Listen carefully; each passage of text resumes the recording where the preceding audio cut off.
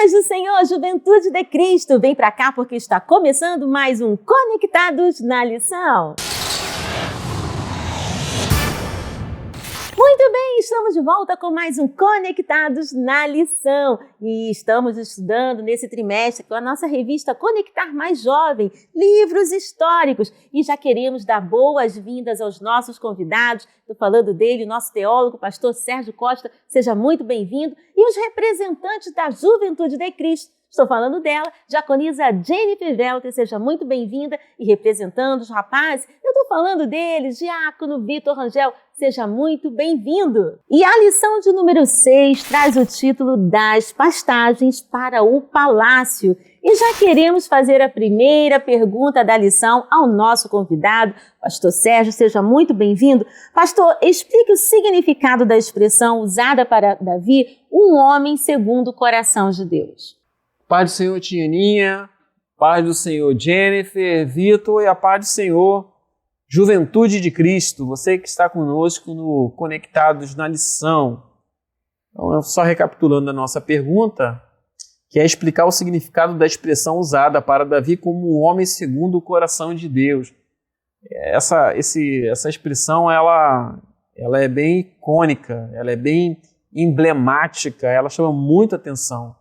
Como pôde existir uma pessoa que Deus diz, e o interessante é isso, não foi o profeta que disse, não foi o sacerdote que disse, não foi uma pessoa, um anônimo na Bíblia que disse, foi o próprio Deus que falou para Samuel ali, que escolheria um homem segundo o seu coração. Então a gente vê o peso desse termo, de sair da própria boca de Deus, um homem segundo o coração. Então, o que significa isso? Então, de uma forma bem simples e simplificada, essa expressão significa que Davi era alguém que buscava fazer a vontade de Deus. Até porque o coração, para o hebreu, ele significava, para ele era o centro da vontade humana. Então, tudo aquilo que eu desejo fazer vem do meu coração. Por isso que a Bíblia vai dizer também que enganoso é o coração do homem, porque a gente deseja muitas coisas. Então, o coração para o hebreu era o centro do seu desejo e da sua vontade. Então, quando diz que Davi era um homem segundo a vontade, segundo o coração de Deus, é porque Davi ele buscava viver a vontade de Deus. Isso demonstrava na vida de Davi o quê? Primeiramente, fé. Então, Davi era um jovem de fé. Isso aí ninguém pode negar. Quando Davi, ele parte, o jovem Davi, ele parte para enfrentar o gigante Golias, a gente vê um enorme senso de dever e de fé.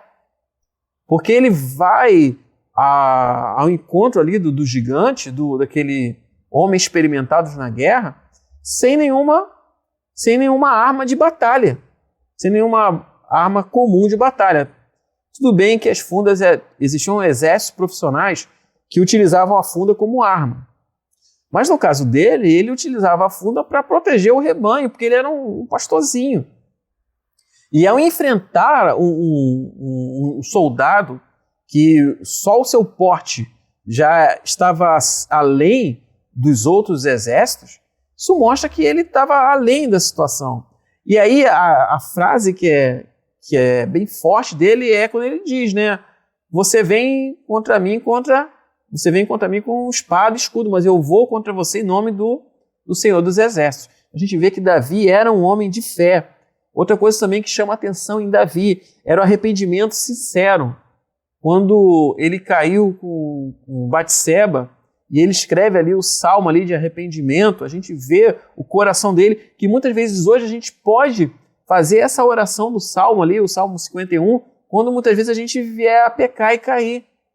Os salmos servem para isso também, de mostrar aquilo que passa no nosso coração.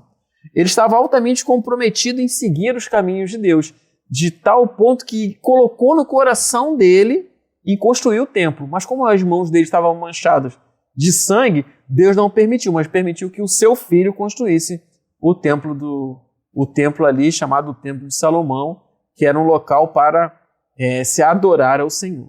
Uau, que explicação! Agora, pastor do céu, por que Jerusalém foi escolhida por Davi para ser a capital de Israel? Obrigado, Tianinha, pela pergunta. Então, vamos lá. Por que, então, Jerusalém foi escolhida por Davi para ser a capital de Israel? Essa pergunta é interessante. Vamos lá. Jerusalém, ela foi escolhida por Davi. Primeiro que Jerusalém, antes de Davi conquistar ela, por isso que ela é chamada de cidade de Davi, porque Davi e o seu exército particular que conquistaram até então a cidade de Jebus, que era a cidade dos jebuseus. É muito interessante essa parte, às vezes a gente não se atém aos detalhes, mas o contexto histórico mostra que eles entraram através dos dutos de água ali que levavam até a cidade, porque a cidade, ela, desde a época dos jebuseus, era uma cidade fortificada. O que era uma cidade fortificada? Alguns chamam até de cidadelas, que eram torres, né? Eram cidades construídas em locais altos, porque uma cidade construída num local alto, militarmente diz que ela tem comandamento, ou seja, de longe ela já vê o inimigo chegando. E os seus muros eram muros altamente intransponíveis. Então Davi, ele invade a cidade ali pelos canais que tinha, e ele escolhe Jerusalém devido à sua localização estratégica, porque ela ficava ali mais ou menos ali no centro ali de Israel, e sua importância religiosa e seu valor simbólico como cidade de paz e unidade para as tribos de Israel. Então dali, ele como rei, ele tinha condições de administrar todo o reino. Ele ficava basicamente ali perto ali no centro de Israel. Então ele tinha, através ali de Jerusalém, ele tinha condições de ter esse controle, esse núcleo nervoso para controlar as tribos e também conseguir defender a nação. Tanto defender quanto atacar. Então a nação toda ali conseguir se congregar, e depois, a gente vai ver isso depois com a construção do templo, que não vai ser com Davi, vai ser com Salomão, mas os povos peregrinavam até Jerusalém para ali adorar o Senhor. Então era uma forma também de criar uma coesão nos povos ali para adorar o Senhor. Então ela tinha tanto o seu poder político, quanto também a sua capacidade religiosa de fazer ali um local comum, de congregar as tribos de Israel. Muito bem, lembrando que a editora Betel disponibiliza para a Juventude de Cristo o PIL, Plano de Incentivo à Leitura, que são textos que vão agregar ainda mais o conhecimento da palavra. E nós estamos aqui nos nossos estúdios recebendo os representantes da Juventude de Cristo. Falando dela, diaconisa Jennifer Velter, seja muito bem-vinda, e ele, nosso diácono, Vitor Rangel, seja muito bem-vindo. E já vou perguntar para ele, querido Vitor, o que o PIL traz para essa semana? A paz do Senhor, Tianinha, a paz do Senhor, pastor Sérgio, a paz do Senhor, Jennifer, a paz do Senhor, Juventude de Cristo. O PIL dessa semana, que é o Plano de Incentivo à Leitura, tem por tema Mente de Vencedor, Juventude de Cristo, que você possa focar, ter a mente de um vencedor em Jesus. Vencedor esse que vai ultrapassar barreiras, que vai ultrapassar os seus medos, suas preocupações, suas angústias, assim como foi o próprio rei Davi. Quantas coisas conjecturo eu que ele venha ter escutado, né? Ele cuidava das ovelhas de seu pai, mas o Senhor havia arquitetado um plano para a sua vida, de fazê-lo rei de Israel. Ele estava quieto lá cuidando das ovelhas de seu pai, mas o Senhor queria consagrá-lo ao rei de Israel, né? Das pastagens ao palácio, e ele chegou a ser o rei de Israel.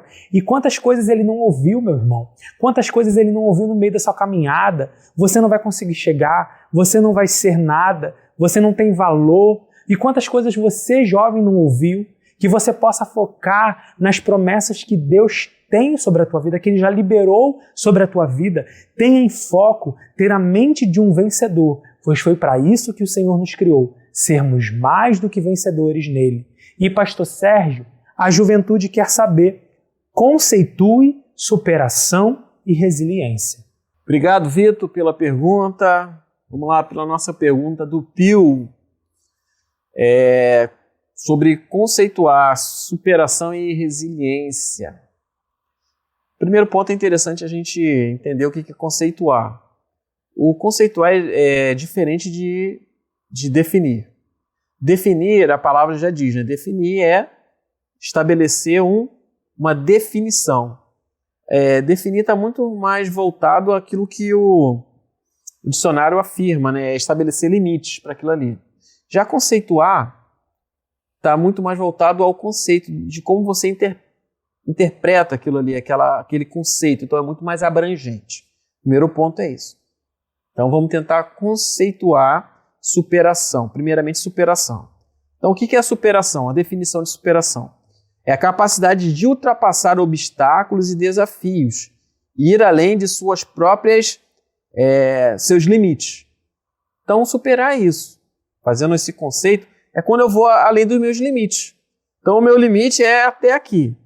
Quando eu passo pela superação, eu vou além daquilo que eu achava que conseguiria. É interessante no meio militar, quando a gente está em formação, existem algumas frases, né, que são muito, muito marcantes no meio militar. Né? Que às vezes você está fazendo uma atividade que é uma atividade muito desgastante e ali você acha que você não consegue mais. E aí você está ali quase pedindo para desistir, tá cansado, está no nível máximo de estresse. Aí é interessante no meio militar que ele diz mais ou menos assim, né? Quando o corpo diz que não aguenta, ainda tem 40%. Ou seja, ainda tem uma reserva, dá para ir além. Dá para ir além. E isso é superar. Superar dentro das nossas realidades é você ir além. É ir além. Às vezes a gente faz tão pouco, né, para o Senhor, para a obra, e a gente nunca dá o melhor de si. A gente que possamos dar sempre o melhor de nós. E aí eu volto àquela ideia, né? Às vezes, para fazer uma prova, até mesmo no trabalho, tente ir um pouquinho mais nas provas, nos concursos, seja o que for. Se esmere, mas se dedique. Seja preparar uma aula na escola bíblica dominical, se esmere, se dedique. Às vezes a gente vê que a gente pode se superar em várias coisas, mas às vezes as coisas de Deus a gente não tenta ir além. Então, tente se superar. Segundo é a resiliência. E a resiliência ela é muito interessante, que a resiliência é a capacidade, a habilidade de se adaptar e se recuperar de situações adversas. E esse termo, a resiliência, vem da física, que é o processo a qual o metal sofre quando ele é muito aquecido, que ele dilata, ou seja, ele cresce, e ali ele ganha uma nova forma. E quando ele volta à sua condição original, ele volta transformado. E ser resiliente é isso. É diante da adversidade, da pressão, é você se adaptar e se tornar o quê? Melhor do que você era antes. Porque uma vez expandido, nós não podemos voltar mais quem nós éramos antes.